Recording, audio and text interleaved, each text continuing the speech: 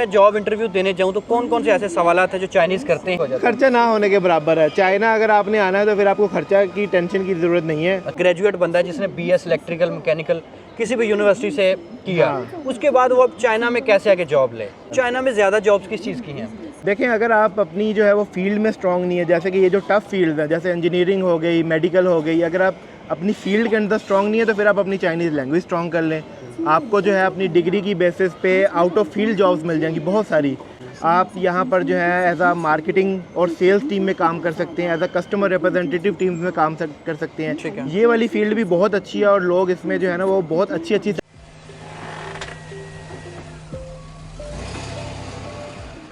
अस्सलामुअलैकुम एयर पाकिस्तान। इस वक्त मैं बैठा हूँ चाइना में, तो मेरे कोलीग बैठे हैं जी, इंजीनियर नुमान इलेक्ट्रिकल इंजीनियर हैं और चाइना में ये एप्पल में जॉब कर रहे हैं।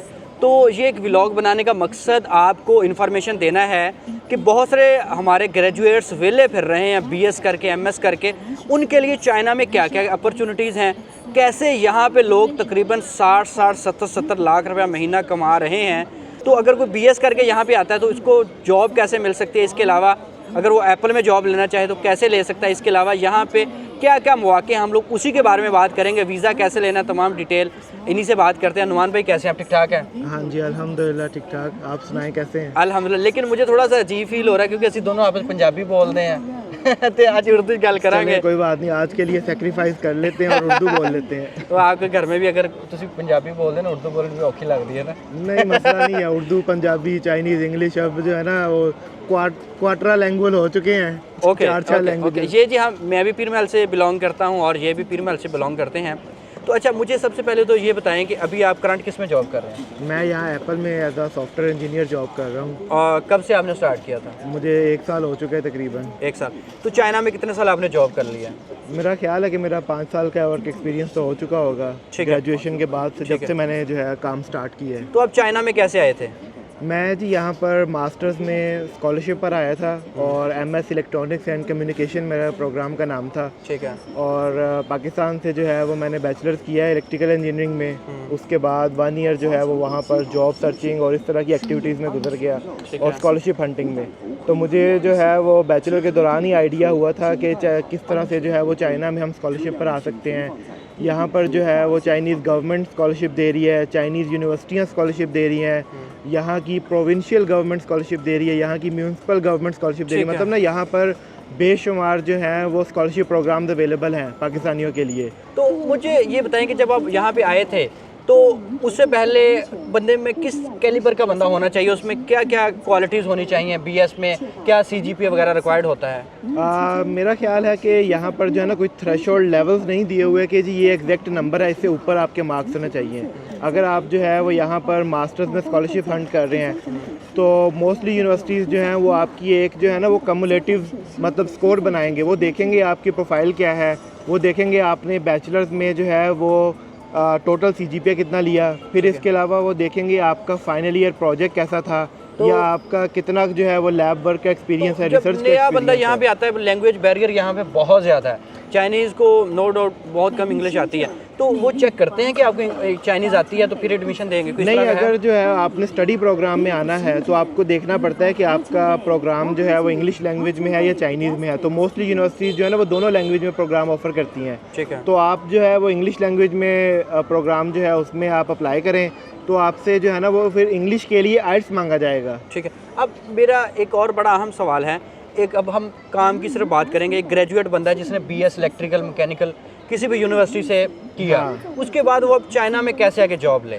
उसको जो है सबसे पहले जो है उसको रिसर्च यहाँ से स्टार्ट करनी है कि वो यहाँ पे स्टडी के लिए है। उसका फ़ायदा क्या? उसका फ़ायदा ये है कि फॉर एग्जांपल अगर आपने बैचलर्स किया है उसके बाद अगर आप यहाँ मास्टर्स में आते हैं तो आपको थोड़ा सा टाइम मिल जाता है, आपको एक बफर जोन मिल जाता है। आप यहाँ आएँ, यहाँ के कल्चर को अंडरस्टैंड करें। ठीक है। और इसके अलावा यहाँ हलाल फूड ढूंढे। हाँ, हलाल फूड ढूंढे और हलाल जो है वो जोजा क्या कहते हैं शरीके हयात ढूंढे मिल जाती है। हाँ, वो क्या कहते हैं कोशिश करें तो कुछ भी मिल जाता है। आपका गोल जो है ना वो आपने अपने गोल के ऊपर अपनी आंखें जो है ना वो सेट करके रखनी है और उससे हटना नहीं है। अच्छा, अब ग्रेजुएट बंदा था वो चाइना में कैसे आए? अच्छा जी, ग्रेजुएट बंदा जो है वो ऑनलाइन स्कॉलरशिप हंटिंग के लिए निकले, उसके लिए जो है वो कुछ प्रिपरेशंस हैं, वो मैं आपको बताता हूँ। ठीक है। फॉर एग्जांपल जैसे जो है वो आपने अपनी सीवी जो है वो रेडी करनी है, फिर आपने जो है वो अपना एक डॉक्यूमेंट है, स्टेटमेंट ऑफ पर्पस, वो रेडी करना है। अपनी यूनिवर्सिटी से आपने जो है वो रिकमेंडेशन लेटर बनवाने हैं, मिनिमम 2 रिकमेंडेशन लेटर बनवाने हैं। ठीक है। कोई एक आधी शाज़ो नादर यूनिवर्सिटी होगी जिसमें 3 की रिक्वायरमेंट होगी। फिर आपकी जो सीवी है वो थोड़ी सी टिप टॉप होनी चाहिए। उसके अंदर जो ये नहीं कि सिर्फ ये लिखा हुआ है जी इस साल से इस साल तक मैंने ग्रेजुएशन की और इतने मैंने मार्क्स हासिल किए। इस तरह के बेशुमार लोग हैं। आपने अपनी सीवी को यूनिक बनाना है, और यूनिक बनाने के लिए आपने उसके अंदर जो है वो अपने शोबे के रिलेटेड आप इंटरनेट से प्रोजेक्ट्स उठाएं, उनको करें, अपनी सीवी में ऐड करें, उनके बारे में मटेरियल जो है वो स्टडी करें, ताकि आपको यहाँ पे इंटरव्यू के दौरान क्वेश्चंस किए जाएं तो आप आंसर दे सकें। ठीक है। ये बेसिक प्रिपरेशन है। और उसके बाद आपने जो है वो यहाँ पे CSC है, चाइना स्कॉलरशिप काउंसिल, उनकी वेबसाइट है, आप उस पे जाएं। वहाँ पर मेरा ख्याल है कोई 5-6 हज़ार यूनिवर्सिटीज़ के नेम बताए हुए हैं। ठीक है। आप 1 बाय 1 यूनिवर्सिटी जो है वो सर्च करना शुरू करें। उसके अंदर देखें आपका डिपार्टमेंट है, फॉर एग्जांपल इलेक्ट्रिकल इंजीनियरिंग है तो आप उसमें देखें इलेक्ट्रिकल इंजीनियरिंग अवेलेबल है। फिर उसके अंदर देखें कि आपका मेजर क्या है। फॉर एग्जांपल आप पावर मेजर से रिलेटेड हैं, आप इलेक्ट्रॉनिक्स मेजर से रिलेटेड हैं, आप कंट्रोल साइंस के रिलेटेड हैं, मतलब बेशुमार उसमें मेजर हैं। आप देखें मोस्ट रेलिवेंट कौन सा है आपके, फिर उसके लिहाज से जो है वो आप अपने जो है प्रोजेक्ट्स ढूंढें, अपनी सीवी में डालें। अपने स्टेटमेंट ऑफ पर्पस जो आपका लेटर बनेगा उसके अंदर भी आप उसी के रिलेटेड एक बड़ा प्रोजेक्ट जो है उसकी डिटेल्स ऐड करें। अपने उन प्रोजेक्ट्स को हाईलाइट करें जो उससे रिलेटेड है। मतलब बैचलर प्रोग्राम में आपने कोई 35-40 सब्जेक्ट्स पढ़े होते हैं पूरे 4 साल के अंदर, याद एक भी नहीं होता। हाँ, तो उसमें जो है वो आपने सिर्फ उन्हीं को हाईलाइट करना जो रिलेटेड है। और फिर ये नहीं है कि आपने खुद को बाउंड करना है कि आप सिर्फ एक प्रोग्राम में अप्लाई कर रहे हैं। आप देखें कि अगर किसी यूनिवर्सिटी में जो इलेक्ट्रिकल इंजीनियरिंग डिपार्टमेंट है उसमें प्रोफेसर जो है वो पावर की लैब के रिलेटेड स्टूडेंट ढूंढ रहा है, तो आप वैसे प्रोजेक्ट्स डालें, वैसा SOP बनाएं, वैसी CV जो है उसको भरें और उसके रिलेटेड स्टडी जो है वो करें और वहाँ अप्लाई करें। फिर आपको उसी यूनिवर्सिटी में एक दूसरा डिपार्टमेंट नज़र आ रहा है जो कि इलेक्ट्रॉनिक्स के रिलेटेड है, तो फिर आप जो है वो तैयारी करें, अपनी CV को दोबारा चेंज करें, अपने स्टेटमेंट ऑफ पर्पस को दोबारा चेंज करें, वहाँ अप्लाई करें। तो आपको कितने साल हो गए यहाँ पे? मेरा तकरीबन 7वां साल है यहाँ। तो आपकी शक्ल तो चाइनीज़ की तरह की नहीं हुई अभी तक? नहीं, ये है ना कि यहाँ आने के बाद आपका DNA चेंज नहीं होना, आप वही के वही रहेंगे जहाँ से आप उठ के आए हैं। सिर्फ ये है कितना हो जाता है ये? क्या खर्चा कितना हो जाता है? खर्चा ना होने के बराबर है। चाइना अगर आपने आना है तो फिर आपको खर्चा की टेंशन की ज़रूरत नहीं है। अच्छा। आपने ये देखना है कि यूनिवर्सिटी की फ़ी है वो आपने फॉर एग्जांपल सिर्फ एप्लीकेशन फ़ी देनी है, ना आपने यूनिवर्सिटी की स्टडी फ़ी देनी है, ना आपने अपने हॉस्टल की फ़ी देनी है, ना आपने अपने यहाँ के रहने के खाने पीने की फ़ीस देनी है, कुछ भी नहीं देना। अच्छा। आपने सिर्फ और सिर्फ जो है अपना प्लेन का टिकट अरेंज कराना है। हो सकता है आपको IELTS देना पड़े, जो कि कुछ अच्छी यूनिवर्सिटीज़ हैं उनकी रिक्वायरमेंट है। अगर आप अच्छी यूनिवर्सिटीज़ उनको साइड पे निकाल देंगे तो फिर बाकी यूनिवर्सिटी में IELTS की रिक्वायरमेंट भी नहीं है। सिर्फ आपने अप्लाई करना है, और यूनिवर्सिटीज़ की एप्लीकेशन फ़ी होती है तकरीबन 15-16 हज़ार रुपये। और अगर आप काफ़ी सारी यूनिवर्सिटी निकाल देंगे तो फिर ऐसी यूनिवर्सिटीज़ हैं जिनमें एप्लीकेशन फ़ी भी नहीं है, फ्री में अप्लाई हो रहा है। बहुत सारे लोग कहते हैं जी कि मेरा एक दोस्त था, वो कहता था जी कि यहाँ से ले जाते हैं, वहाँ पे जाके किसी पिंड था कि यूनिवर्सिटी में डाल देते हैं। ये नहीं, इस तरह की बातें जो है ना वो UK US के बारे में होती हैं, जहाँ लोगों ने बिजनेस करने के लिए कॉलेजेस खोले हुए हैं। वहाँ इस तरह के सिनेरियोज होते हैं कि ऐसी थकी सी बिल्डिंग में आपको जाके बिठा देते हैं, जी लो जी आप बुलाए था आगे पढ़ने के लिए। यहाँ इस तरह का कोई सीन नहीं है। ठीक है, अब मुझे हम शॉर्ट बात करते हैं। अब हमने यहाँ अप्लाई किया, उसके बाद मुझे यहाँ पे उन्होंने बुला लिया। हाँ। उसके बाद मैंने क्या करना है? अच्छा, यहाँ पर जब आप आ गए हैं तो आप अपना फोकस जो है वो आपने अपनी स्टडीज़ पे भी करना है। उसके साथ साथ आपने मस्ट है कि चाइनीज़ लैंग्वेज सीखनी है अगर आप यहाँ सर्वाइव करना चाहते हैं। ठीक है। अगर आप चाहते हैं कि यहाँ से ग्रेजुएट होने के बाद आप यहीं स्टे करें और यहाँ पे आप जॉब ढूंढें या अपना बिजनेस ओपन करें, तो चाइनीज़ लैंग्वेज आना और चाइनीज़ कल्चर की नो हाउ होना बहुत मस्ट है। ठीक है। इसके बगैर जो है ना वो आप सर्वाइव नहीं कर पाएंगे यहाँ। ठीक है, तो उसमें हम यहाँ पे हमें जॉब आसानी से मिल जाती है? हाँ, अगर आपको चाइनीज़ लैंग्वेज आती है तो आपको तो अपना शोबा क्या, आपको किसी भी शोबे में जॉब मिल सकती है। ड्यूरिंग डिग्री जॉब कर सकते हैं? नहीं, ड्यूरिंग डिग्री जो है वो आपको अलाउ नहीं है, ना पार्ट टाइम जॉब कर सकते हैं ना फुल टाइम कर सकते हैं। उसके बाद फिर मैंने, अब मेरा सवाल है, ठीक है मैंने यहाँ पे कोई डिग्री कर ली फॉर एग्जांपल, अब उसके बाद आगे मैंने क्या करना? जॉब के लिए कैसे मैं चाइनीज़ के साथ, चाइनीज़ मुझे क्या क्या चीज़ें मुझे फेस करनी पड़ती है? आपने जो है वो डिग्री पूरी होने का इंतज़ार नहीं करना। मेन बात ये है, अगर आपकी 2 साल की डिग्री है तो समझे 1 साल बाद डिग्री खत्म हो गई। हाँ, उसके बाद टाइम नहीं है, वो अगला 1 साल जो है ना वो आपको पता ही नहीं चलेगा कैसे गुजरना है। वो नॉर्मल पाकिस्तान में जैसे हम बैठे रहते हैं जी, डिग्री होएगी तो उसके बाद पता लगता है कि पता नहीं उनकी हो गया। हाँ, नहीं, आपने पहले दिन से जो है वो यहाँ पे जॉब शुरू कर देनी है, सर्चिंग करना।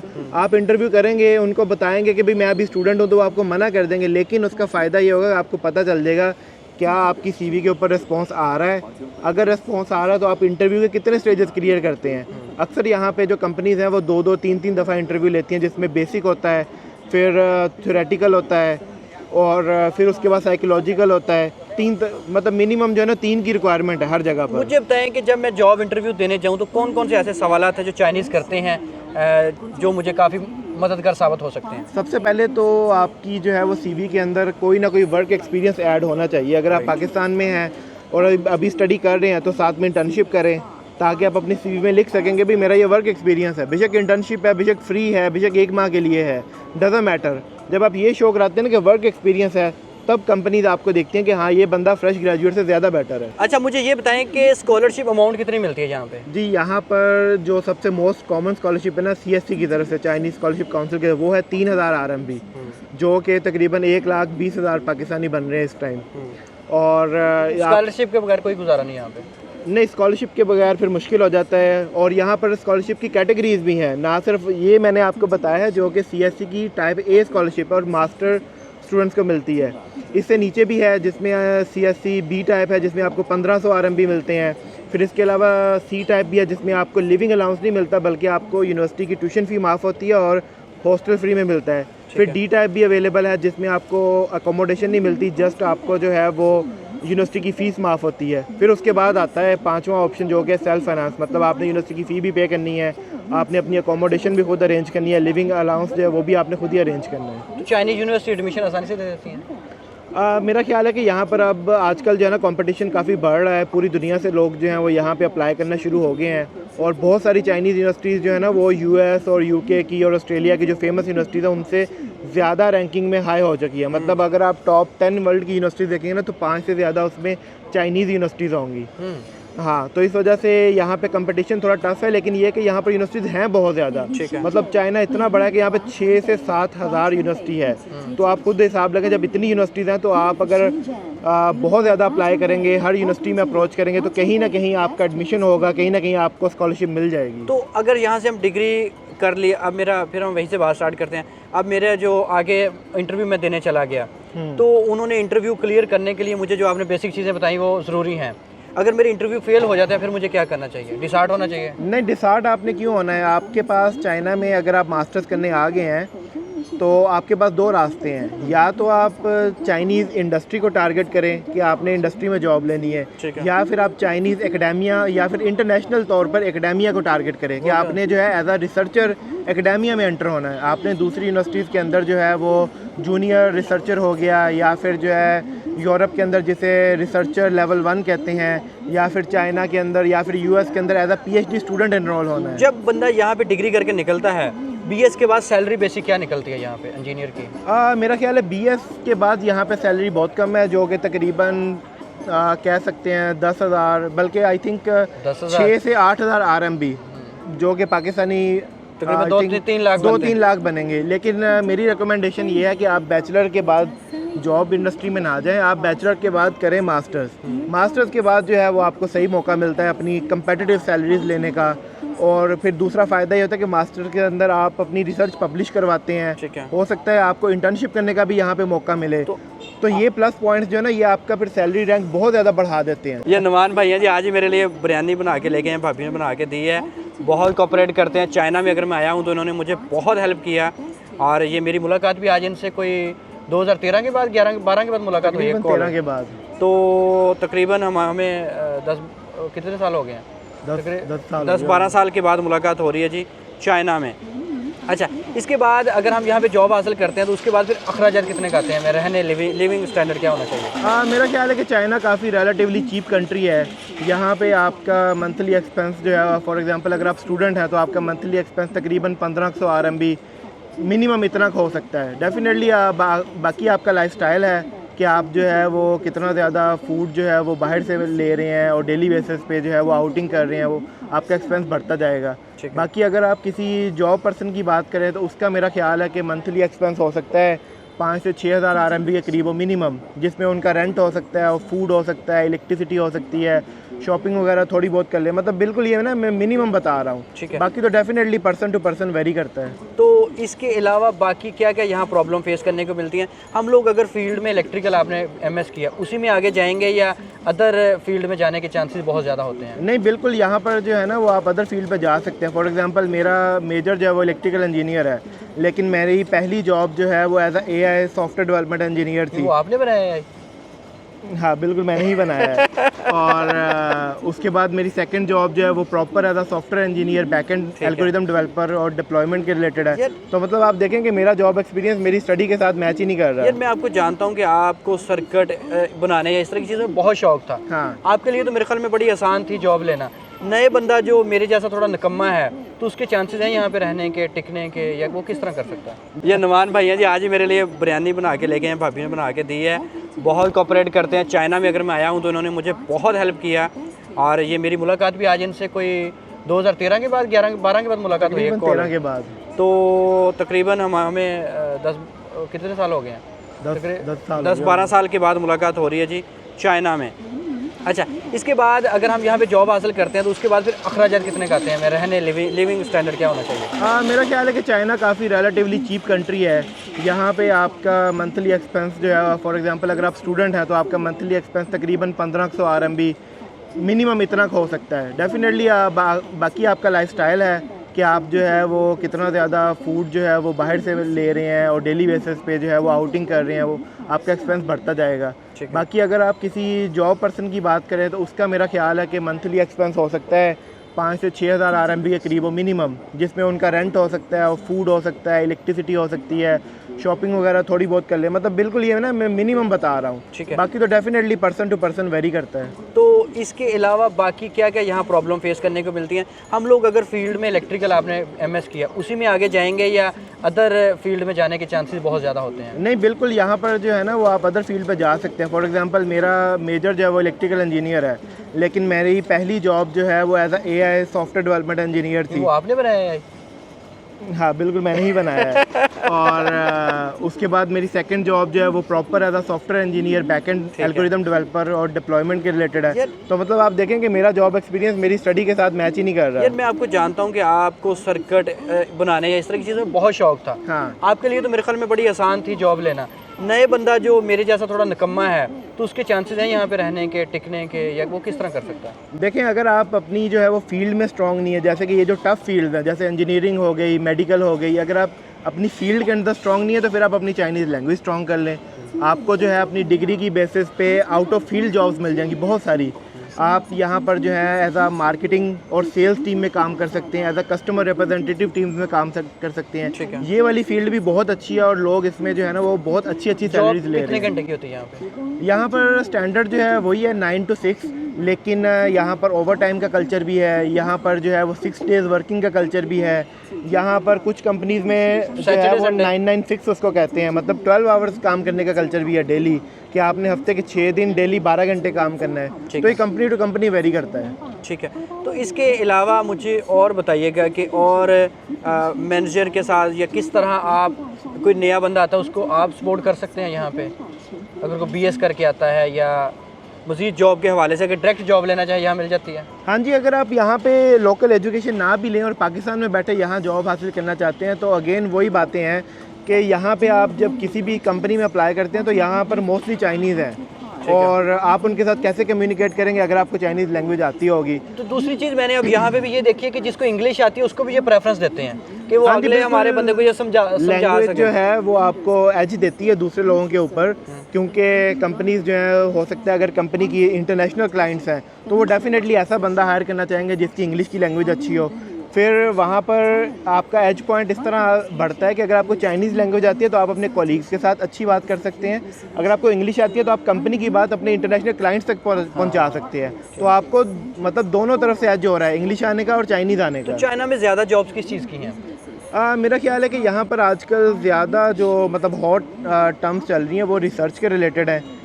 R&D डिपार्टमेंट्स के अंदर जो जॉब्स हैं वो बहुत हाई हैं। मैंने एक और चीज़ भी देखी, यहाँ पे ना मैन्युफैक्चरिंग की कंपनीज बहुत ज़्यादा हैं, तो इसलिए इनको सेल्स मैनेजर, मार्केटिंग बंदे बहुत ज़्यादा रिक्वायर्ड होते हैं जो बाहर के कंट्री में टूर भी करें, इंग्लिश भी जाने, चाइनीज़ भी जाने। हाँ जी, वही बात है कि यहाँ पर 2 डायरेक्शंस हैं। एक है टेक्निकल साइड जिसमें इंजीनियर्स जो हैं वो R&D टीम्स में जा रहे हैं या फिर जहाँ पर प्रोडक्ट डेवलप हो रही है उन टीम्स में जा रहे हैं, और एक दूसरी डायरेक्शन है इंटरेक्शन, चाइनीज़ कंपनी का इंटरनेशनल क्लाइंट्स के साथ इंटरेक्शन, ये वाली जो जगह है ना, यहाँ पर इनको फिर ऐसे फॉरेनर्स चाहिए होते हैं जिनको चाइनीज़ भी आती हो, ताकि ये लोग भी अपनी बात कन्वे कर सकें और उसको इंग्लिश अच्छी आती हो ताकि वो इनकी बात फिर आउटसाइड कन्वे कर सके चाइना। एग्जाम्पल आपको नुमान भाई मैं ये देता हूँ, क्या मैं एक्सपो सेंटर लाहौर देख लें, कराची देख लें, वहाँ पे चाइनीज़ अपना प्रोडक्ट लेके जाते हैं। हाँ। अब मैं पिछले दिनों एक्सपो सेंटर लाहौर में था, तो वहाँ पे वो एक लड़का था, वो मुझे बता रहा था, कहता मैंने चाइना से सिर्फ लैंग्वेज कोर्स किया हुआ है। हाँ। तो मुझे ये जॉब के लिए साथ ले आए हैं, क्योंकि वो आगे लोग अपने क्लाइंट के साथ उनकी बात इधर उधर कम्युनिकेट कर सकें। तो ये मेरे ख्याल में चाइना में अगर इसको लैंग्वेज आती है वो तो वक्त का बात है, लेकिन लोग इसको समझते नहीं है। क्या कहते हैं? हाँ, मतलब काफ़ी सारे स्टूडेंट्स हैं जो यहाँ पर आकर जो है वो चाइनीज़ लैंग्वेज नहीं सीखते और अदर एक्टिविटीज़ में लगे रहते हैं, तो उनके लिए डेफिनेटली मुश्किल होती है। लेकिन मेरे बहुत सारे ऐसे दोस्त हैं जिन्होंने यहाँ से बैचलर्स किया है, मास्टर्स किया है, पीएचडी किया है, और उसके बाद किसी भी वजह से अगर उनको पाकिस्तान जाना पड़े तो उनको वहाँ भी बहुत बड़ा एज मिला है। बहुत सारी बड़ी बड़ी चाइनीज़ कंपनीज़ जो हैं वो पाकिस्तान में काम कर रही हैं और वो ऐसे पाकिस्तानियों को हायर कर रही हैं जो चाइनीज़ लैंग्वेज पे अबूर रखते हैं, उनको ढूंढते हैं वो। हाँ, बिल्कुल बिल्कुल। मतलब चाइनीज़ कंपनी जो पाकिस्तान में है वो ऐसे पाकिस्तानियों को ढूंढती हैं जो चाइना से होकर आए हैं, या इवन अगर नहीं भी हो गए तो एटलीस्ट चाइनीज़ लैंग्वेज आती है। और इनको समझते हैं इनकी मेंटालिटी किस टाइप की है। हाँ, क्योंकि मतलब जो बड़ी कंपनी है उसमें बहुत सारी ऐसी पोजीशंस होती हैं जहाँ पे चाइनीज़ मैनेजर्स को, चाइनीज़ इंजीनियर्स को अपनी बात जो है वो नीचे वाले दूसरे कॉलीग्स के साथ पहुंचानी होती है, तो वहाँ उनको एक ट्रांसलेटर की ज़रूरत होती है। तो बहुत सारे मेरे दोस्त हैं जो इंजीनियर्स हैं लेकिन वो एज अ ट्रांसलेटर जॉब कर रहे हैं और अच्छी खासी सैलरी ले रहे हैं पाकिस्तान में बैठ के। आप मुझे बताएं कि जाते जाते कि एप्पल में किस तरह हम लोग एडजस्ट हो सकते हैं, या एप्पल की वेंडर कंपनीज में? जो चाइना में बड़ी बड़ी कंपनी है जैसे एप्पल हो गया, टेस्ला हो गया, सैमसंग हो गया, फिलिप्स हो गया, जो कि मतलब बड़े नामवर कंपनीज है, अगर आपने यहाँ अप्लाई करना है तो आप लिंक्डइन से भी अप्लाई कर सकते हैं। आप इन कंपनीज की ऑफिशियल वेबसाइट जो है वहाँ जाकर भी अप्लाई कर सकते हैं। ठीक है। हाँ, तो हमें जॉब मिल जाती है, फिर इनको बंदे चाहिए होते हैं? हाँ जी, इनको ऑल टाइम जो है वो लोग तो चाहिए होते हैं, लेकिन ये है कि इनको फ्रेश ग्रेजुएट्स नहीं चाहिए होते, इनको एक्सपीरियंस लोग चाहिए होते हैं। तो मिनिमम आपका जो है वो 2 से 5 साल का वर्क एक्सपीरियंस होना चाहिए, और फिर वो वर्क एक्सपीरियंस भी अच्छा होना चाहिए, जिसमें डिपेंड करता है आप जिस जॉब पे अप्लाई करें वो उसके रिलेटेड है या नहीं। इस तरह से जाते जाते कुछ और कहना चाहेंगे? आपकी वीचैट आईडी क्या है, अगर कोई रब्ता नहीं, वो रहने दो, दे दो यार, तेरी दे देता चले जी। अब ये नई वीचैट की आईडी दे रहे थे, इनकी मर्ज़ी है। तो बाकी आपके कीमती टाइम का शुक्रिया, अल्लाह आपको सलामत रखे जी। ये मुझे बहुत अच्छा लगता है कि जो पाकिस्तानी चाइना में आके सेटल्ड होते हैं विद फैमिली, फिर अपनी फैमिली को भी सपोर्ट करते हैं, ये वो पाकिस्तानी है। नो डाउट नुमान बड़ा टैलेंटेड बंदा था, पढ़ने वाला बंदा था। तो अगर आप भी हैं तो आप और नहीं कम से कम चाइनीज़ लैंग्वेज ही सीख लेंगे तो आप लोग बहुत कुछ कर सकते हैं। चाइना में बहुत अपॉर्चुनिटीज़ हैं।